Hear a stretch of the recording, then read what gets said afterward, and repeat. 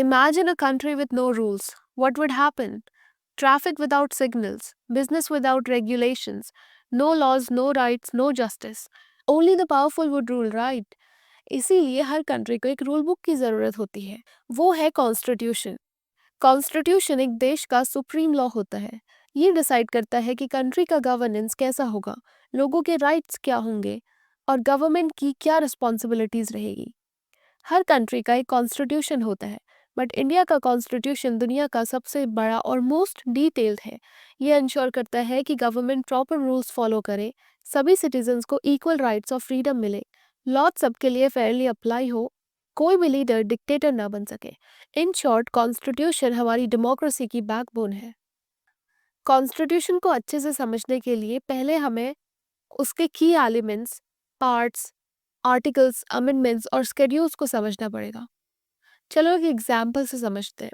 Let us consider हमारे पास एक book है जिसमें चैप्टर्स हैं और उन चैप्टर्स के अंदर डिफरेंट डिफरेंट सब टॉपिक्स होते हैं जो स्पेसिफिक डिटेल्स एक्सप्लेन करते हैं।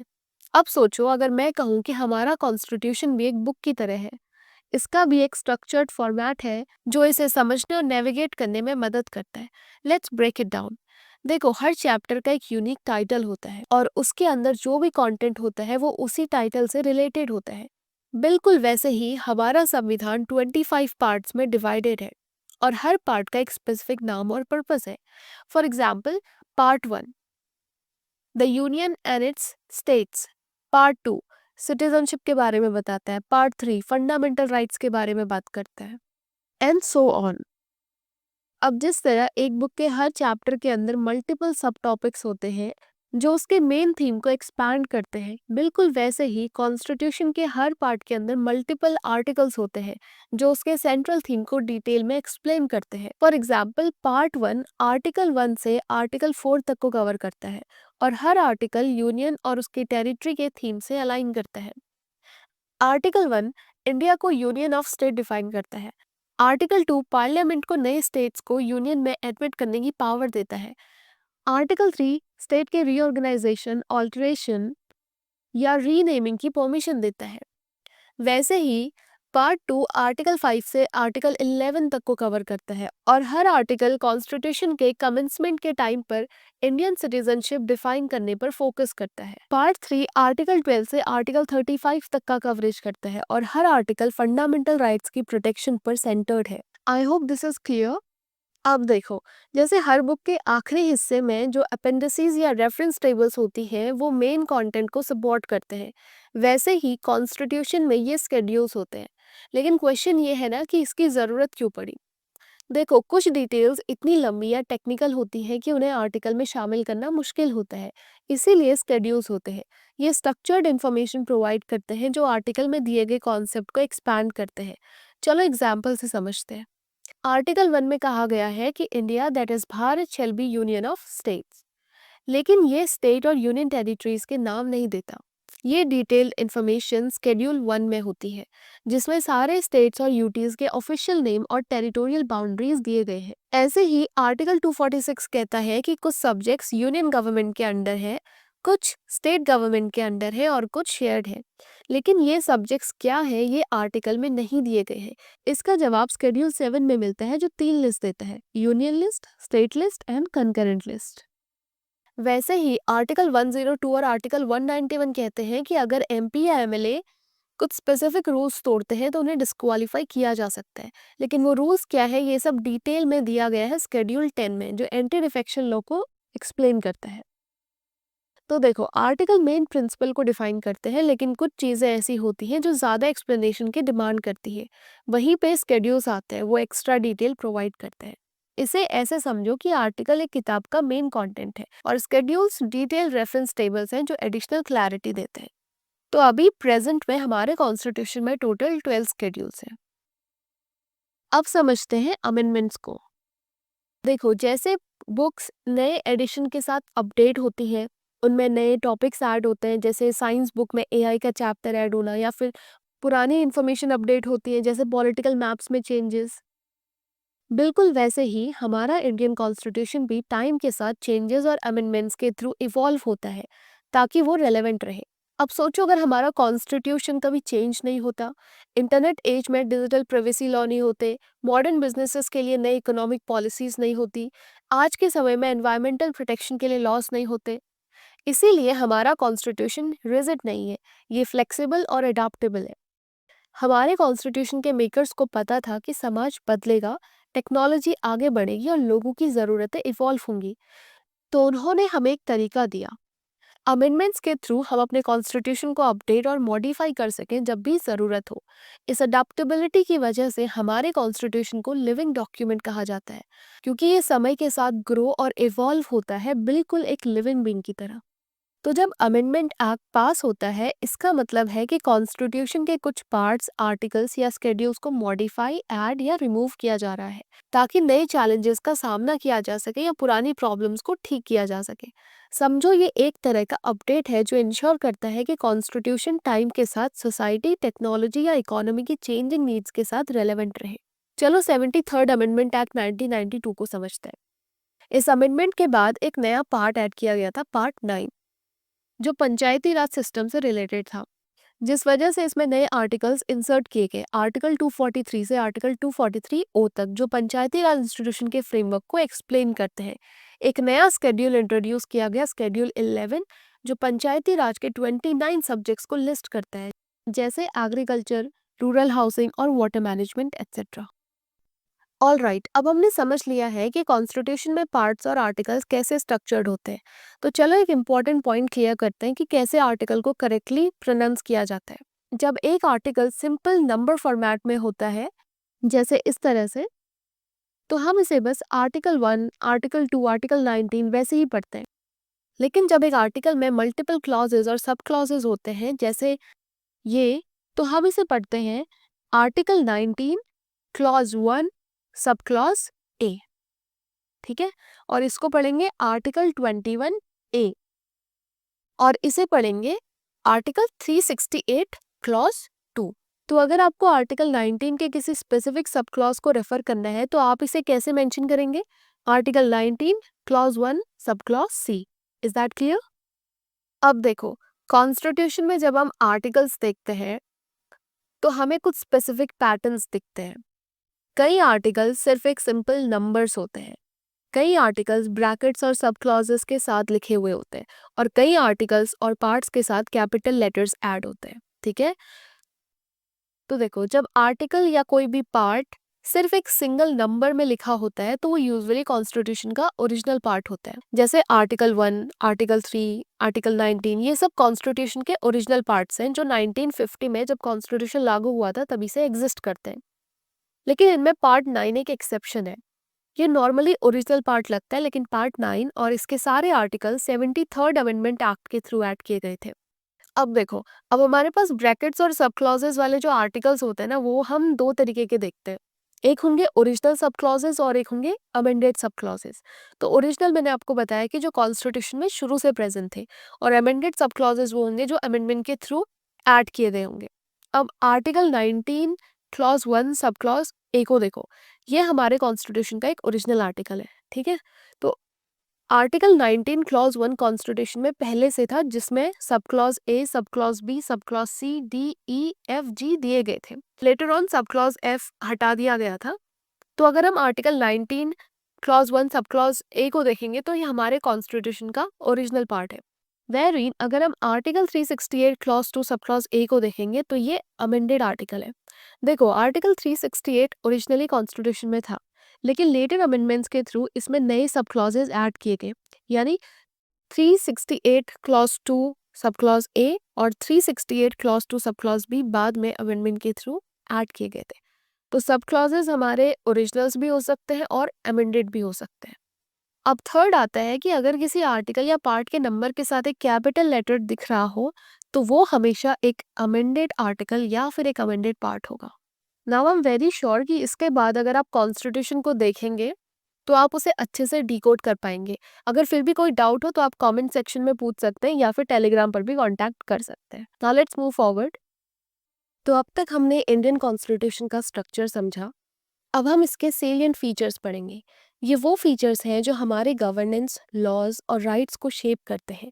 इन्हीं फीचर्स की वजह से हमारा कॉन्स्टिट्यूशन इतना डिटेल, डायनेमिक और डाइवर्स है। So before we move forward I would like to highlight something here. देखो, मैंने अभी salient features of the constitution बोला, लेकिन मैं सिर्फ फीचर्स ऑफ द कॉन्स्टिट्यूशन भी कह सकती थी। तो फिर ये सेलिएंट वर्ड का यूज़ क्यों हो रहा है? एक्चुअली सेलिएंट का मतलब होता है मोस्ट इम्पॉर्टेंट, प्रोमिनेंट या नोटवर्थी। अगर हम सिर्फ फीचर्स ऑफ द कॉन्स्टिट्यूशन बोले तो उसमें हर छोटी बड़ी चीज शामिल हो सकती है, लेकिन हम सेलिएंट फीचर्स कहते हैं तो हम स्पेसिफिकली उन की एस्पेक्ट्स की बात कर रहे होते हैं जो हमारे कॉन्स्टिट्यूशन को यूनिक और डिफाइनिंग बनाते हैं। तो जब हम salient features of the constitution पढ़ रहे हैं तो इसका मतलब ये नहीं है कि हम पूरे कॉन्स्टिट्यूशन का डिस्कशन करेंगे, बल्कि हम सिर्फ उन्हीं की फीचर्स को समझेंगे जो हमारे कॉन्स्टिट्यूशन को बाकी देशों के कॉन्स्टिट्यूशन से अलग बनाते हैं या हमारे गवर्नेंस में एक इम्पॉर्टेंट रोल प्ले करते हैं। Is this clear? तो फर्स्ट फीचर है लेंथीएस्ट रिटन कॉन्स्टिट्यूशन। देखो, सबसे पहले एक बेसिक चीज समझते हैं। कॉन्स्टिट्यूशन दो तरीके के होते हैं, एक होता है रिटन और एक होता है अनरिटन। रिटन कॉन्स्टिट्यूशन एक ऐसा कॉन्स्टिट्यूशन है जो एक सिंगल डॉक्यूमेंट में क्लियरली लिखा होता है, जिसमें गवर्नेंस का फ्रेमवर्क, सिटीजन्स के राइट्स और इंस्टीट्यूशंस की पावर्स डिफाइन की जाती है। For example India and USA. Unwritten constitution एक ऐसा कॉन्स्टिट्यूशन है जो सिंगल डॉक्यूमेंट में नहीं होता, बल्कि कस्टम्स, कन्वेंशंस और जुडिशियल डिसीजंस के बेसिस पर चलता है, जैसे यूनाइटेड किंगडम। अनरिटन कॉन्स्टिट्यूशन का मतलब ये नहीं है कि ये बिल्कुल भी लिखा नहीं होता। इसका मतलब सिर्फ ये है कि एक सिंगल कंसोलिडेटेड डॉक्यूमेंट के फॉर्म में नहीं होता। ठीक है? तो अब देखो, इंडिया का संविधान सबसे बड़ा रिटन कॉन्स्टिट्यूशन है, जिसमें गवर्नेंस का हर एक एस्पेक्ट डिटेल में डिफाइन किया गया है। हमारे ओरिजिनल कॉन्स्टिट्यूशन में 395 आर्टिकल्स, 22 पार्ट्स और 8 स्केड्यूल्स थे। करंटली हमारे पास 448 आर्टिकल्स हैं। कई जगह 470 आर्टिकल्स भी मेंशन है, बट जो एग्जैक्ट नंबर अमेंडमेंट के कारण चेंज होता रहता है, इसलिए वेरिएशन दिखता रहता है। और 25 पार्ट्स हैं और 12 स्केड्यूल्स हैं। अब हमारे कॉन्स्टिट्यूशन का इतना डिटेल्ड होने के पीछे चार मेजर रीजंस हैं। पहला है diversity of India in both geographical and social factors. देखो, इंडिया एक मल्टी रिलीजियस, मल्टी लिंग्विस्टिक और मल्टी एथनिक कंट्री है। इस वजह से एक डिटेल्ड फ्रेमवर्क बनाना ज़रूरी था, जो सभी कम्युनिटीज़ और रीजन्स को अकोमोडेट कर सके। सेकंड है हिस्टोरिकल फैक्टर्स। देखो, इसमें ना गवर्नमेंट ऑफ इंडिया 1935 का एक मेजर इन्फ्लुएंस रहा है, जो ऑलरेडी खुद में काफ़ी लेंदी था। थर्ड है single constitution for both centre and state. देखो, भारत में ना एक ही कॉन्स्टिट्यूशन सेंटर और स्टेट दोनों के लिए एप्लीकेबल होता है। अगर हम यूएसए के कॉन्स्टिट्यूशन की बात करते हैं तो वहाँ पर सेंटर के अलावा हर एक स्टेट के पास अपना खुद का एक अलग कॉन्स्टिट्यूशन होता है। तो इस वजह से भी भारत का जो कॉन्स्टिट्यूशन है वो काफ़ी लेंदी है। फोर्थ है dominance of legal experts in the constituent assembly. देखो, हमारी कंस्टिट्यूएंट असेंबली में लॉयर्स का डोमिनेशन काफ़ी अच्छा खासा था, और इन लीगल एक्सपर्ट्स ने ये इंश्योर किया कि कॉन्स्टिट्यूशन लीगली साउंड हो और सारे लूप होल्स कवर करे। इस वजह से कॉन्स्टिट्यूशन को प्रिसाइज और डिटेल बनाया गया। सेकंड है blend of rigidity and flexibility. देखो, कॉन्स्टिट्यूशन को बदलने का प्रोसेस अगर बहुत टफ हो तो उसे रिजिड कॉन्स्टिट्यूशन कहते हैं, जैसे कि यूएसए का कॉन्स्टिट्यूशन। वही अगर बहुत इजी हो चेंज करना तो उसे फ्लेक्सिबल कॉन्स्टिट्यूशन कहते हैं, जैसे कि यूके का कॉन्स्टिट्यूशन।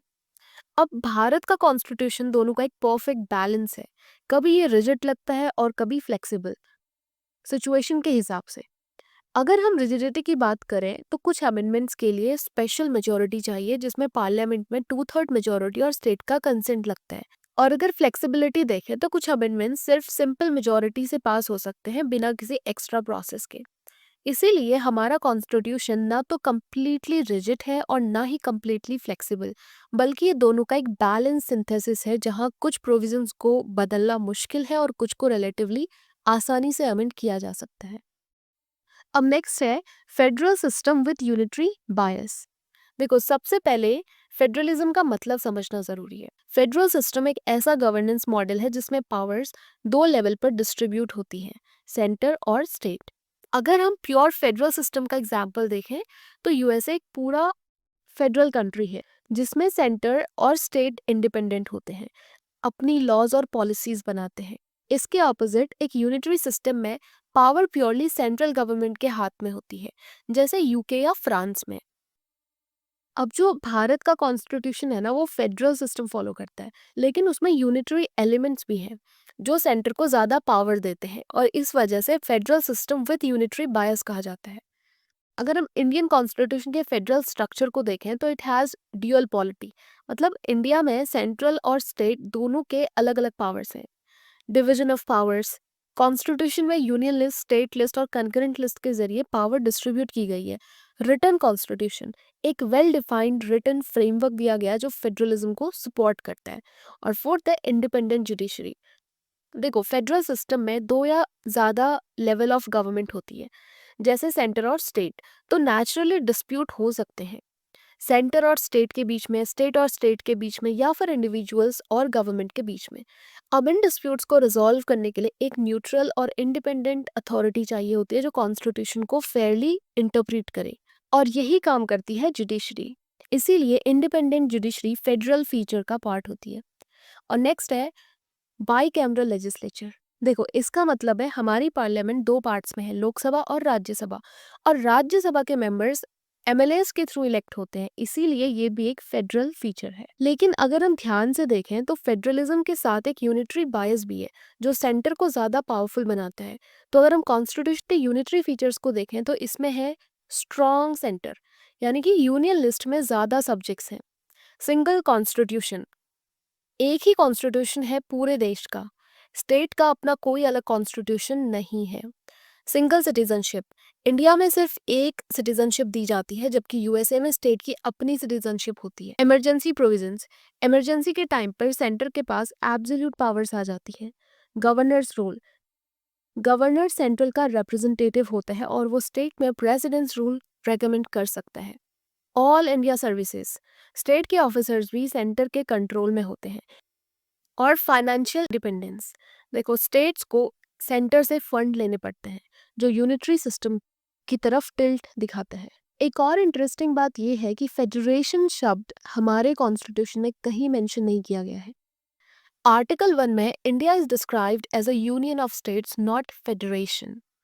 तो इंडियन फेडरेशन स्टेट्स के एग्रीमेंट का रिजल्ट नहीं है, अनलाइक यूएसए जिसमें स्टेट्स ने मिलकर एक फेडरेशन बनाया। भारत में स्टेट्स की एग्जिस्टेंस कॉन्स्टिट्यूशन से आती है, तो कोई भी स्टेट भारत से अलग होने का अधिकार नहीं रखता, जो एक स्ट्रॉन्ग यूनिटरी फीचर है। अब बात करते हैं पार्लियामेंट्री फॉर्म ऑफ गवर्नमेंट की। देखो, दुनिया में ब्रॉडली दो तरह के गवर्नमेंट सिस्टम होते हैं, प्रेसिडेंशियल सिस्टम जैसे कि यूएसए में, और पार्लियामेंट्री सिस्टम जैसे कि इंडिया और यूके में। देखो, प्रेसिडेंशियल सिस्टम का बेस है doctrine of separation of powers. यहाँ लेजिस्लेटिव जैसे कि पार्लियामेंट और एग्जीक्यूटिव जैसे प्रेसिडेंट दो अलग अलग इंडिपेंडेंट ऑर्गन्स होते हैं जो अपना काम इंडिपेंडेंटली करते हैं। लेकिन जो पार्लियामेंट्री सिस्टम है जिसे इंडिया ने अडॉप्ट किया है वो बेस्ड है principle of coordination and cooperation के ऊपर। यहाँ लेजिस्लेटिव और एग्जीक्यूटिव ऑर्गन्स क्लोजली लिंक्ड होते हैं और एक दूसरे के साथ मिलकर काम करते हैं।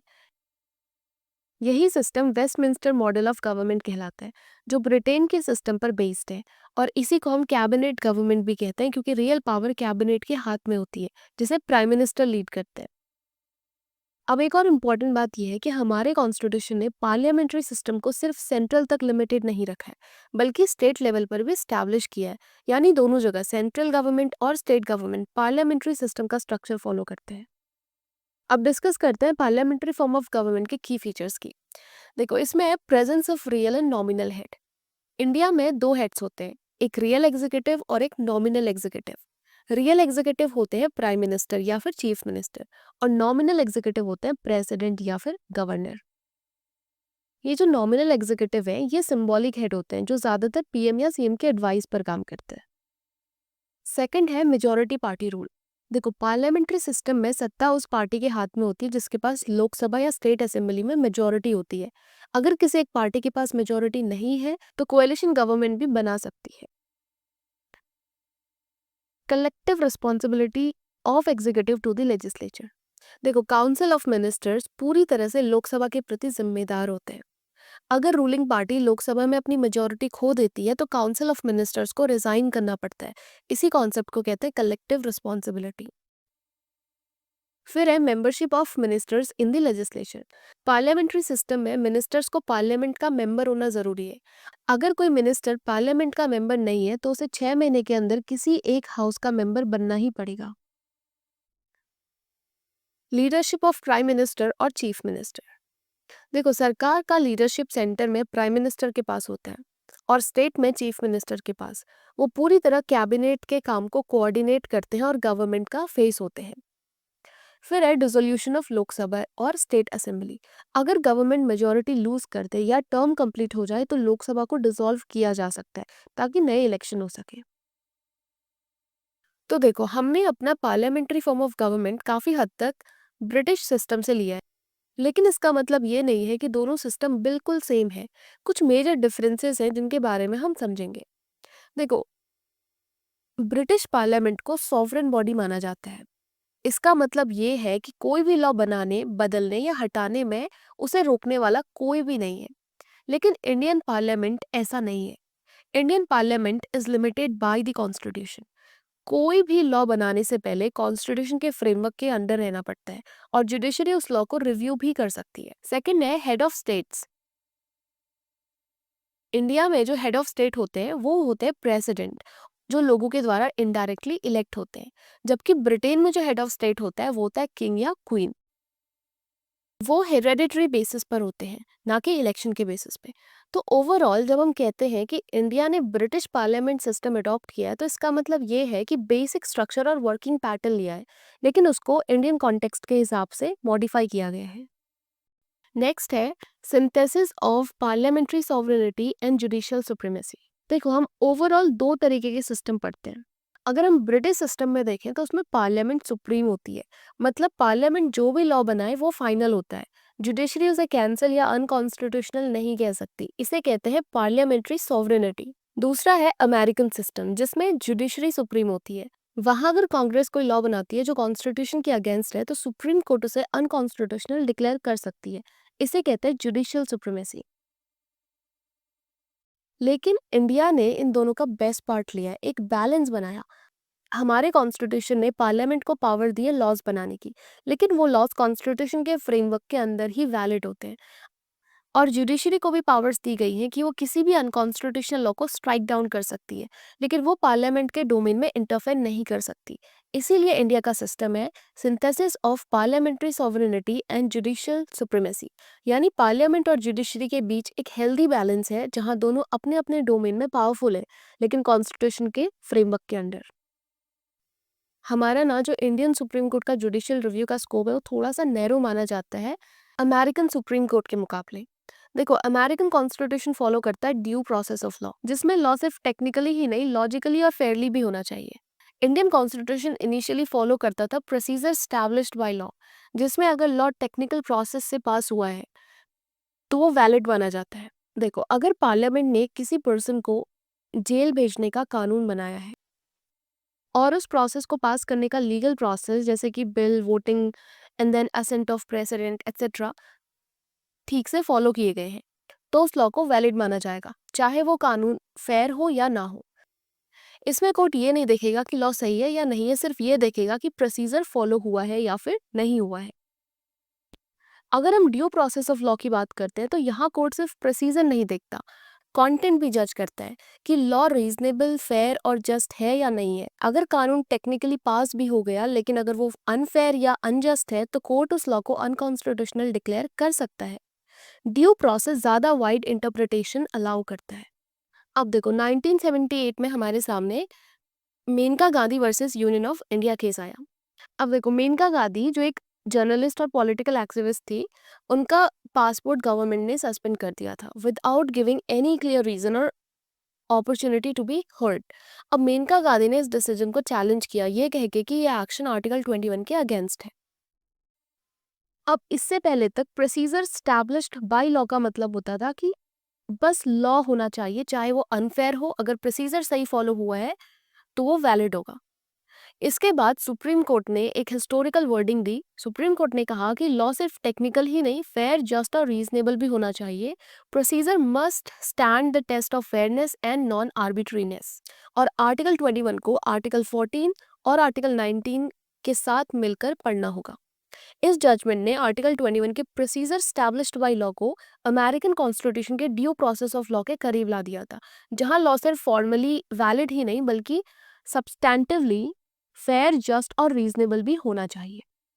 नेक्स्ट है इंटीग्रेटेड एंड इंडिपेंडेंट जुडिशरी। सबसे पहले बात करते हैं इंटीग्रेटेड जुडिशरी की। देखो, अनलाइक अमेरिका जहां अलग अलग लेवल पर अलग अलग जुडिशरी होती है, स्टेट और फेडरल दोनों के सेपरेट कोर्ट्स होते हैं, इंडिया में एक सिंगल यूनिफाइड जुडिशियल सिस्टम है, जिसका मतलब है कि पूरे देश के लिए एक ही जुडिशियल स्ट्रक्चर होगा। सुप्रीम कोर्ट सबसे ऊपर है, उसके नीचे हाई कोर्ट और फिर डिस्ट्रिक्ट कोर्ट्स। ये एक पिरामिड स्ट्रक्चर है जहां सारे कोर्ट्स अल्टीमेटली सुप्रीम कोर्ट के डिसीजन से बाउंड होते हैं। अब बात करते हैं इंडिपेंडेंट जुडिशरी की। जुडिशरी सिर्फ एक स्ट्रक्चर नहीं बल्कि एक न्यूट्रल और पावरफुल इंस्टीट्यूशन है, जो सेंटर और स्टेट के प्रेशर में आए बिना कॉन्स्टिट्यूशन और फंडामेंटल राइट्स का प्रोटेक्शन करती है। अगर हम इंडिपेंडेंट जुडिशरी के कुछ मेजर सेफगार्ड्स को देखें तो उसमें है सिक्योरिटी ऑफ टेन्योर। जैसे जजेस को उनके टर्म से पहले हटाना आसान नहीं होता, उनका रिमूवल सिर्फ इम्पीचमेंट प्रोसेस से हो सकता है। Fixed salaries and allowances, no discussion in legislature. देखो, किसी भी जज के कंडक्ट पर पार्लियामेंट या स्टेट लेजिस्लेचर में डिस्कशन अलाउड नहीं होता एक्सेप्ट इन इम्पीचमेंट प्रोसेस।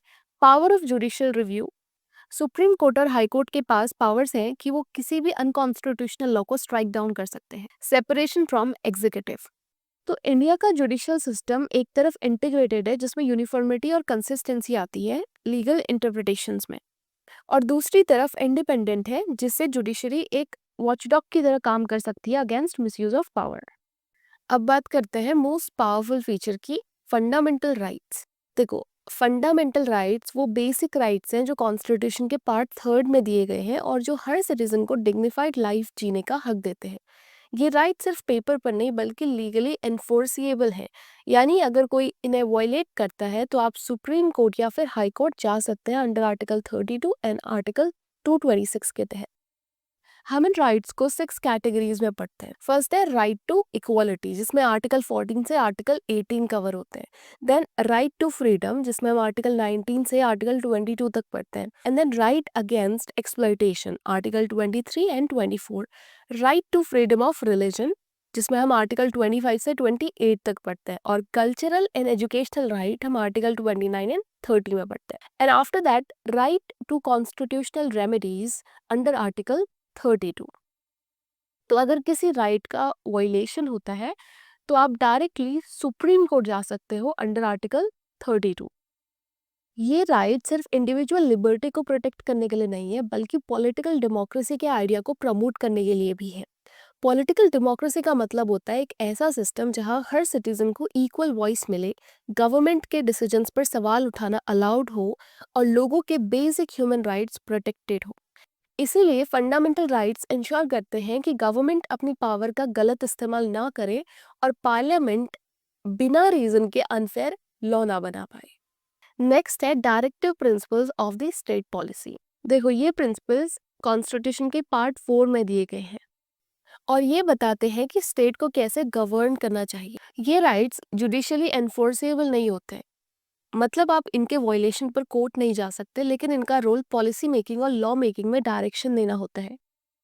इनका फोकस है सोशो इकोनॉमिक डेमोक्रेसी। ये इकोनॉमिक जस्टिस, सोशल जस्टिस और वेलफेयर स्टेट का विजन देते हैं। तो फंडामेंटल राइट इंश्योर करते हैं minimum guarantee of dignity and freedom, वेरिंग जो डीपीएसपीज है वो एम करते हैं कि एक सिस्टमैटिक रिफॉर्म हो जिससे society as a whole uplift हो, ताकि सब लोग उस डिग्निटी और जस्टिस तक एक्चुअली पहुंच। इसीलिए दोनों का बैलेंस होना बहुत ज़रूरी है। एक प्रोटेक्ट करता है इंडिविजुअल राइट्स को और दूसरा स्टेट्स को इंक्लूसिव और वेलफेयर बेस्ड डेवलपमेंट की तरफ गाइड कर। अब बात करते हैं फंडामेंटल ड्यूटीज़ की। देखो, ये ना हमारे ओरिजिनल कॉन्स्टिट्यूशन का पार्ट नहीं है, ये बाद में 42nd कॉन्स्टिट्यूशनल अमेंडमेंट एक्ट 1976 के थ्रू ऐड की गई थी, जिसमें पार्ट 4A और आर्टिकल 51A इंसर्ट किया गया था।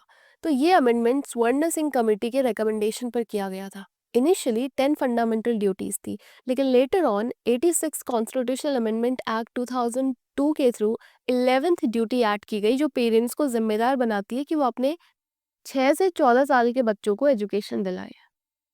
नेक्स्ट है सेक्युलर स्टेट। देखो, हमारा कॉन्स्टिट्यूशन कहता है कि स्टेट का कोई ऑफिशियल रिलीजन नहीं होगा, यानी कि सरकार किसी एक रिलीजन को ना तो प्रमोट करेगी और ना ही उसके खिलाफ होगी। तो हर सिटीजन को अपना धर्म मानने, उसको प्रैक्टिस करने और दूसरों तक उसका मैसेज पहुंचाने का हक दिया गया है। ये राइट्स आर्टिकल 25 से लेकर आर्टिकल 28 तक दिए गए हैं। इंडियन स्टेट सभी रिलीजन्स के प्रति न्यूट्रल और इम्पार्शियल है। जब तक किसी रिलीजन का प्रैक्टिस पब्लिक ऑर्डर, मोरालिटी या हेल्थ को इफेक्ट ना करता हो, तब तक स्टेट उसमें इंटरवेन नहीं कर सकता। अब 1976 के 42nd कॉन्स्टिट्यूशनल अमेंडमेंट एक्ट ने प्रियम्बल में ऑफिशियली सेक्युलर शब्द ऐड किया, जो बताता है कि इंडिया हर रिलीजन को इक्वल रिस्पेक्ट देता है। अब यहाँ एक इम्पॉर्टेंट बात समझना ज़रूरी है। जो वेस्टर्न कॉन्सेप्ट ऑफ सेक्युलरिज्म है ना, उसका मतलब है कि स्टेट और रिलीजन का कंप्लीट सेपरेशन, यानी स्टेट रिलीजन के मामले में बिल्कुल अलग रहे। तो ये एक नेगेटिव कॉन्सेप्ट ऑफ सेक्युलरिज्म कहलाता है। लेकिन ये मॉडल इंडियन सोसाइटी के लिए एप्लीकेबल नहीं है, क्योंकि यहाँ एक मल्टी रिलीजियस और डीपली स्पिरिचुअल सोसाइटी है, जहाँ रिलीजन पब्लिक लाइफ का एक हिस्सा है। इसीलिए इंडियन कॉन्स्टिट्यूशन फॉलो करता है पॉजिटिव सेक्युलरिज्म, जिसका मतलब है कि हर रिलीजन को इक्वल रिस्पेक्ट देना, सभी धर्मों को प्रोटेक्ट करना और किसी एक धर्म का ना फेवर ना अपोज करना। नेक्स्ट है यूनिवर्सल एडल्ट फ्रेंचाइज। देखो, इंडियन कॉन्स्टिट्यूशन कहता है कि हर सिटीजन जिसकी एज 18 साल या उससे ज़्यादा है और वो मेंटली साउंड है, तो उसे वोट देने का अधिकार है, चाहे उसका caste, religion, gender, education level या प्रॉपर्टी हो या ना हो। इसका मतलब है कि वोट का अधिकार सबको इक्वली दिया गया है, चाहे वो बिलियनियर हो या एक लेबर। डेमोक्रेसी में दोनों की वोट वैल्यू बराबर है।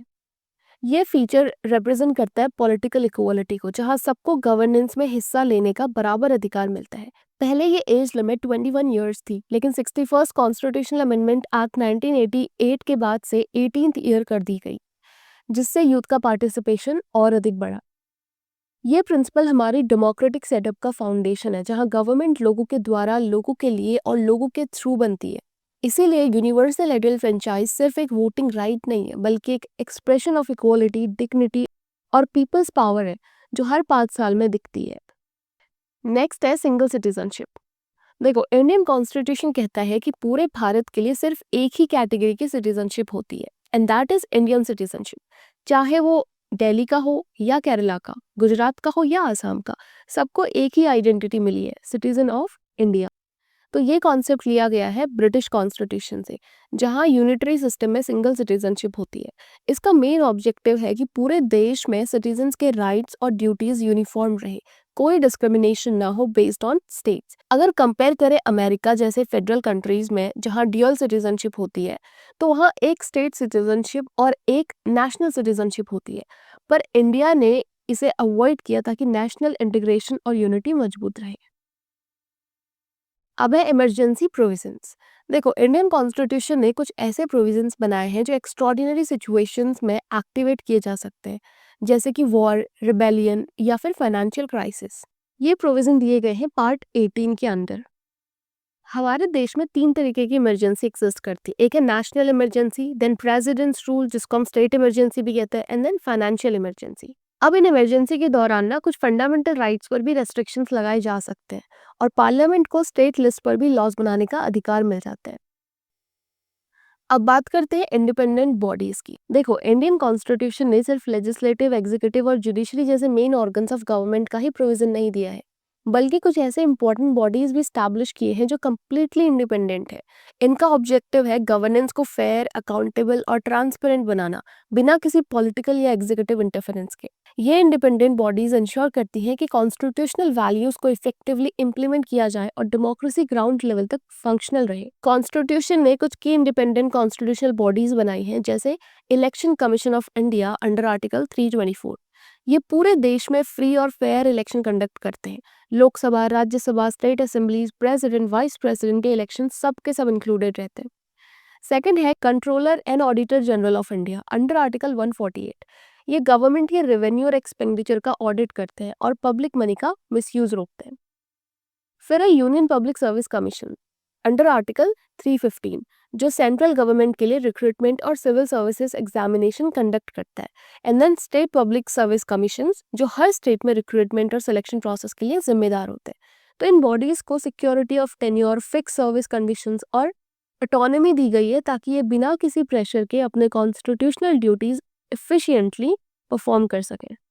अब है 3 टियर गवर्नमेंट। देखो, इंडियन कॉन्स्टिट्यूशन ने इनिशियली दो लेवल ऑफ गवर्नमेंट का प्रोविजन दिया था, सेंट्रल गवर्नमेंट और स्टेट गवर्नमेंट। लेकिन बाद में 73rd और 74th कॉन्स्टिट्यूशनल अमेंडमेंट के थ्रू लोकल गवर्नमेंट को भी कॉन्स्टिट्यूशनली रिकॉग्नाइज किया गया, जिसे कहते हैं third tier of government. 73rd amendment act 1992 ने पार्ट 9 ऐड किया कॉन्स्टिट्यूशन में, जिसमें पंचायती राज इंस्टीट्यूशन का फ्रेमवर्क दिया गया जो रूरल एरियाज के लिए था।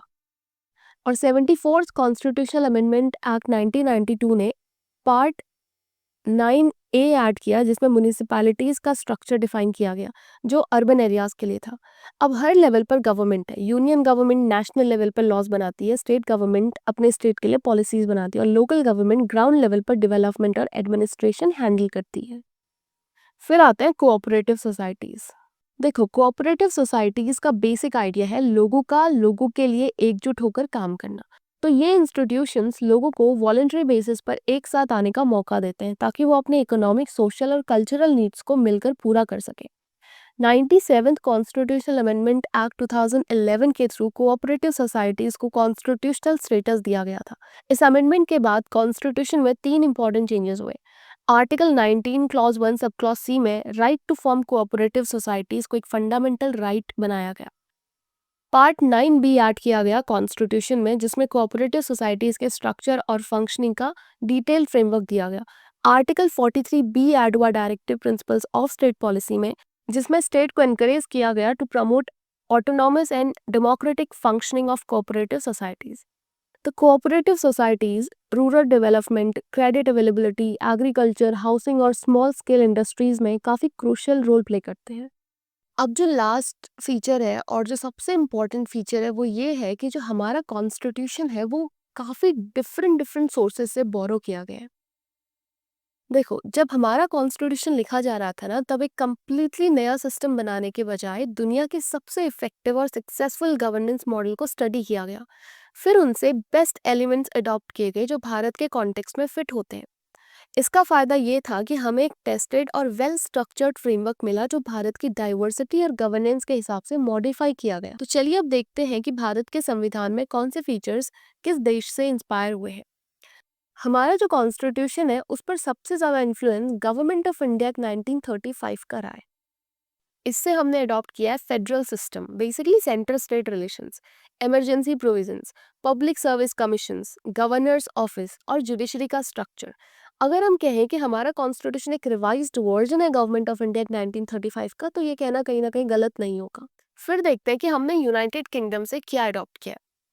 सबसे पहला जो फीचर है वो है parliamentary system of government, then rule of law, legislative procedures, single citizenship, cabinet system and collective responsibility, prerogative writs, bicameralism, basically Lok Sabha और राज्यसभा, पार्लियामेंट्री प्रिविलेजेस अडॉप्ट किए गए हैं।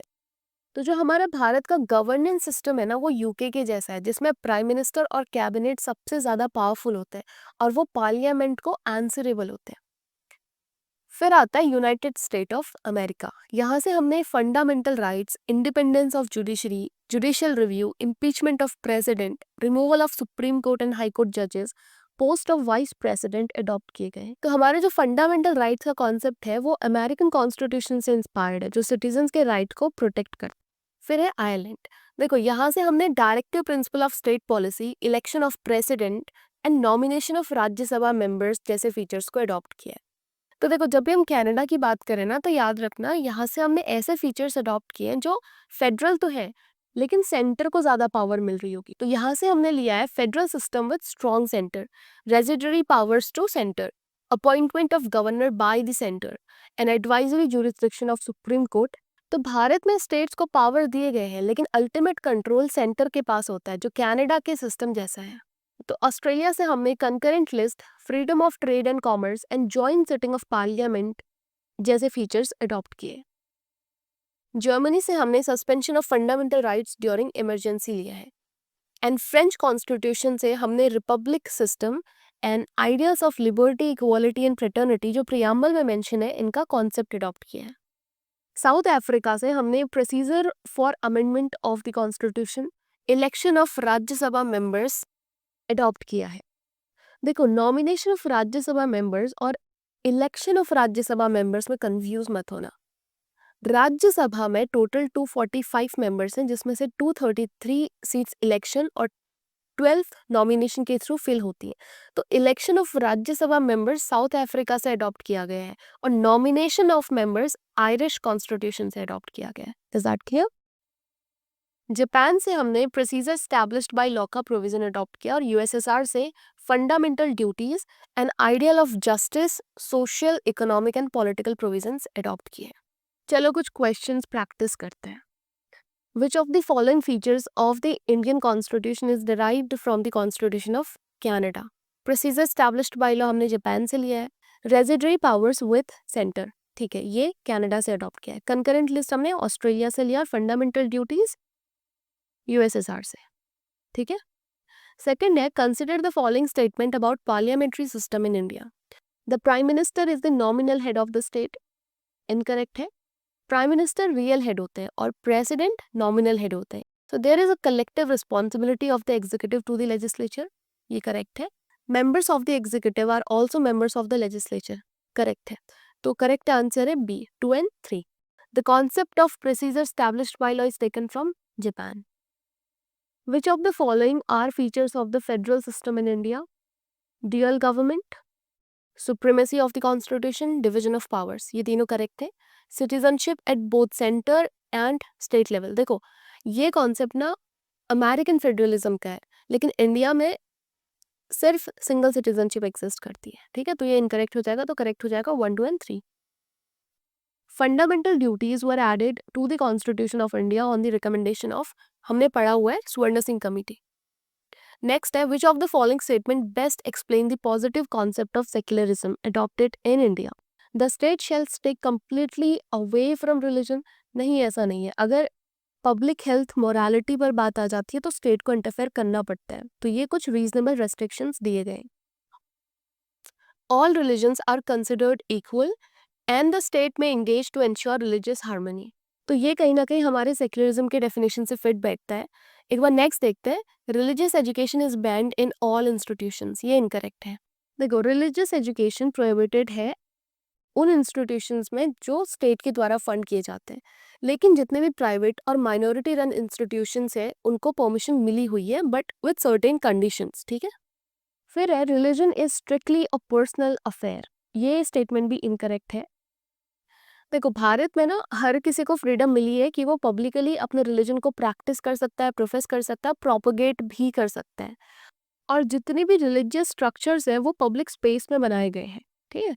प्लस अगर किसी भी रिलीजियस प्रैक्टिस की वजह से पब्लिक हेल्थ, मोरालिटी या फिर पब्लिक ऑर्डर डिस्टर्ब होता है तो गवर्नमेंट भी डायरेक्टली उसमें इंटरफेयर कर सकती है। तो जो रिलीजन है ये कन्फाइंड नहीं है सिर्फ एक पर्सनल स्पेस तक, तो रिलीजन को हम कंप्लीटली पर्सनल अफेयर नहीं कह सकते यहाँ पर, ठीक है। तो अगर हम इन चारों स्टेटमेंट के हिसाब से देखें तो बी हमारा करेक्ट आंसर हो जाएगा। In the context of directive principles of state policy, which of the following is correct? They are justiciable and legally enforceable, incorrect है, वो fundamental rights है।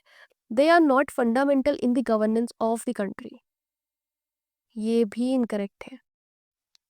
They promote the idea of political democracy, idea of political democracy fundamental rights देते हैं, ठीक है। Directive principles socio economic democracy का idea promote करते हैं, ठीक है। They are non justiciable but fundamental in governance, ये करेक्ट है।